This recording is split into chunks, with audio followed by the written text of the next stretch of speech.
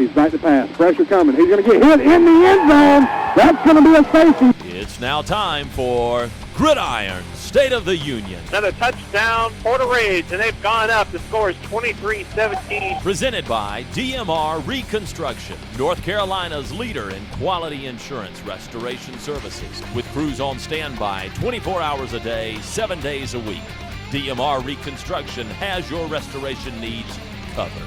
Give them a call at 704-327-4028. He's going to hand it off to Byram. Byram on the right-hand side. He's going to be into the end zone. Touchdown, Monroe. Gridiron State of the Union is your insider's look each week into Union County High School football. Malcolm fires one off, and it's into the end zone. Touchdown, Piedmont. Now we head into the DMR Reconstruction Studio and your host, Brian Stevenson.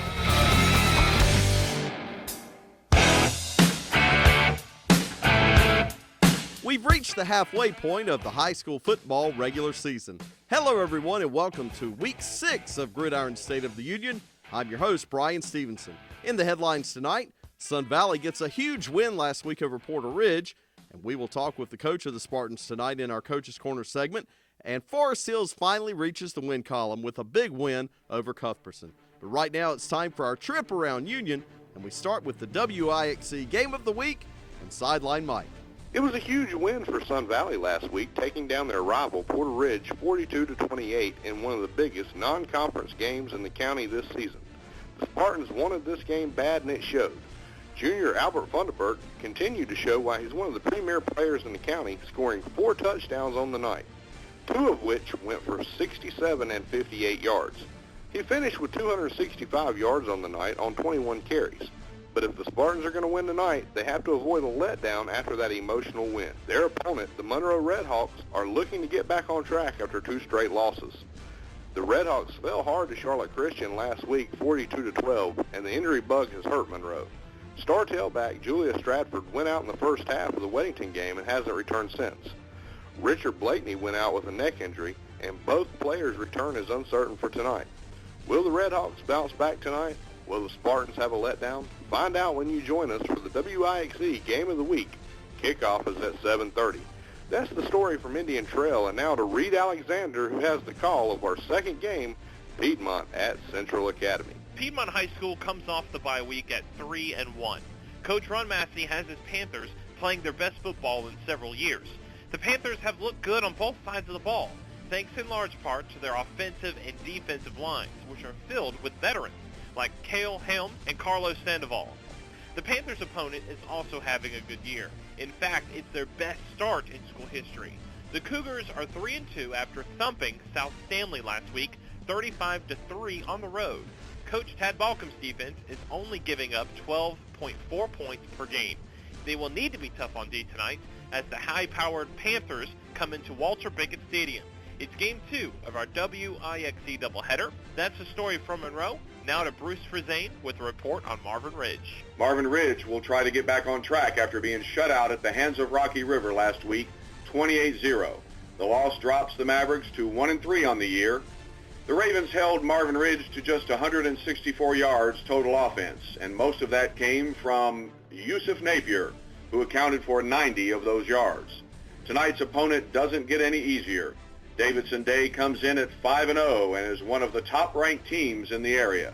That's the story from Marvin Ridge, and now to Ken Ogden, who has a report on Forest Hills. Forest Hills finally broke into the win column last week with a convincing win over Cuthbertson, 57-28. Senior Khalil White set the tone for the Jackets.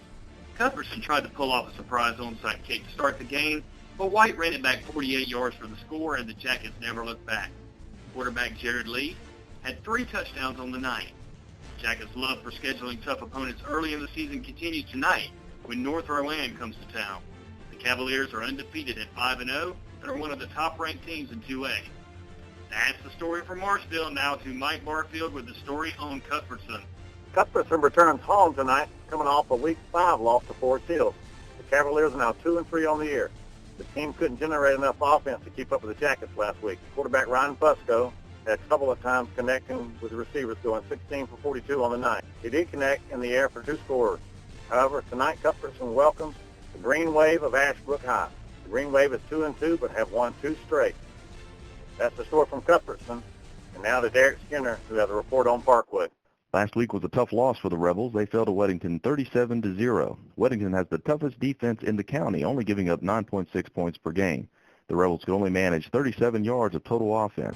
The bright spot for the Rebels was linebacker Keelan Lee, who finished the night with 10 tackles and 1.5 sacks. He also forced a fumble. Tonight, Parkwood tries to rebound when they host Cherryville. The Ironmen are 1-4, but got their first win of the season last week. That's the story from Rough Edge. And now to Chris Rogers, who has the report on Union County. Union Academy hits the road again tonight after falling to East Montgomery in a heartbreaker 14-13 last week. The Cardinals had an extra point blocked in the third quarter that would end up deciding the game. Quarterback Craig Twill threw for one touchdown, ran for another in the loss. Tonight's opponent is South Stanley, who is coming off a 35-3 defeat at the hands of Central Academy. Coach Brad Hoover will no doubt have his men ready for another conference game tonight. That's the story on Union Academy. Now let's head back to the studio and Brian Stevenson. Thanks a lot, Chris. Time now for our first time out. But when we come back, I'll talk with my broadcast partner, Reed Alexander, in our roundtable segment.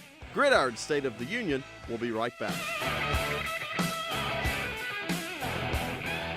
Hey folks, Shane here. If any of you have ever played high school football, the number one thing you want to do is win the game. You're going to find yourself in the red zone on occasion. That's that final 20-yard stretch between you and 7 points, or between you and a victory, or between you and a defeat. Now, you're only as good as your quarterback. So let's imagine that damage to your home is the red zone. You got fire damage, water, wind, or mold damage.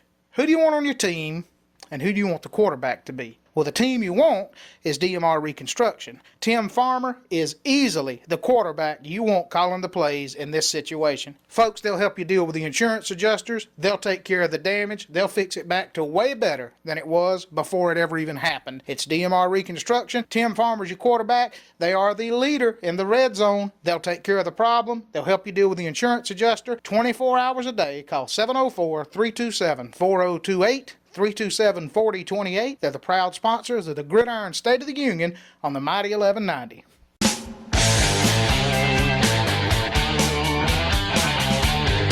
Welcome back to Gridiron State of the Union, and it's time now for our roundtable segment, and I'm joined by my broadcast partner, Reed Alexander. And Reed, we're halfway through the Union County High School football season. That's right, Brian. So far, it's been a lot of fun. Last season was my first season ever doing play-by-play, so now I get to do it for a second year. Of course, last year we went to a state championship with Porter Ridge, and it's great to see Porter Ridge still be able to perform with the new coaches. And, going into this season, it was all about the new coaches. Union Academy, we got Porter Ridge, Sun Valley, Marvin Ridge, I think Cuthbertson all had new head coaches. So the question was, are they going to be able to perform? So far, Porter Ridge still doing really well, but my biggest surprise is Sun Valley. Sun Valley beat Porter Ridge last week, and I think a surprise game. And so I'm excited to see how the season progresses. Yeah, that's certainly a big story, and it was a big story until last week that Forest Hills didn't have a win. Mm-hmm. We got to be there and see them get that first win against Cuthbertson, and I would say they're probably the best 1-4 team anywhere around, but they've got a really tough game this week as well. No doubt. Forest Hills, I feel so bad. Their first game against Anson County, they lost their great running back for the season, tore his ACL. And when that happens, it's hard to rebound. But luckily, Forest Hills has a lot of talented running backs. They still got Lee, their quarterback, who's a talented, experienced quarterback. I think, like you said, they are the best 1-4 team out there. Now let's talk about some of the other teams. Piedmont, I've seen them. They are really looking great. Their offense is good. They've got a junior quarterback, 6'5", Cameron Tripp. He's looking really good. He's going to collide tonight with a good defense for Central Academy, and Central is playing the best. They have the best record they've ever had in school history. Well, Piedmont, their team is full of winners. Their baseball team went and won a state championship in baseball, and Cameron Tripp, their quarterback, is on that team. So he's a winner, and he's leading this team. And like you said, their coach, Massey, is one of the most experienced coaches in Union County, been coaching for a while, and it's so nice to see Piedmont return to where they were. That's right, and of course, Tad Balcom has come in over the last few years. He's done a great job over there, getting those guys to believe in playing together. They're looking like they could hold Piedmont if they can get that defense really flowing. Tad Balcom's doing a great job of showing that, yes, we do have those kids in our program that can perform on a big stage. Well, we're going to get to see that stage as Game 2 of our WICSE Games of the Week, and we'll look forward. Reed and I will be bringing that one to you later on tonight. But that's been our roundtable segment. Coming up next on Gridiron State of the Union, Sun Valley coach Paul Hall.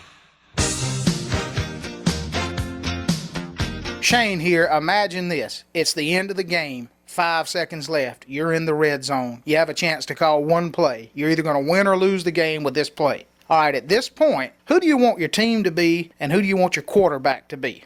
Imagine the red zone is damage to your home. Fire, water, wind, or mold damage. You want DMR Reconstruction as your team, and you want Tim Farmer as your quarterback because he has a darn near perfect completion ratio when he's in the red zone. Folks, they'll call the right play every time. They'll come in, they'll take care of the problem, they'll help you deal with the insurance adjusters, and your home is going to look better than it ever has before. So if you're in the red zone with your home, and it's fire, water, wind, or mold damage, you need the team that can win the game. It's DMR Reconstruction. 704-327-4028, 327-4028. Available 24 hours a day, 7 days a week. They're the proud exclusive sponsor of the Gridiron State of the Union on the mighty 1190.